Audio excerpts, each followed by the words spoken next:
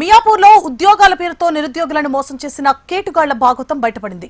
విదేశాల్లో ఉద్యోగాలు ఇప్పిస్తానంటూ నగరంలో 90 మందిని మోసం చేశారు.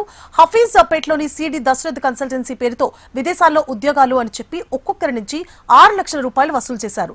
డబ్బులు వసూలు చేసిన తర్వాత కన్సల్టెన్సీ నిర్వాహకులు అర్చనప్రియ, సోమశేఖర్, రాజేంద్ర ప్రసాద్లు బోర్డు తిప్పేశారు. ఉద్యోగం పేరుతో ఈజిప్ట్ వరకు తీసుకెళ్లి అక్కడికి వెళ్లిన తర్వాత ఫోన్ లిఫ్ట్ చేయలేదు నిర్వాహకులు. మోసపోయామని గ్రహించిన బాధితులు సొంత ఖర్చులతో తిరిగి ఇండియాకు చేరుకున్నారు. హఫీజ్పేటకు దగ్గరకు వెళ్లడంతో కన్సల్టెన్సీ ఆఫీస్ మూసివేయడంతో కంగుతిన్న 90 మంది బాధితులు రోడ్డెక్కి తమకు న్యాయం చేయాలని పోలీసులను ఆశ్రయించారు.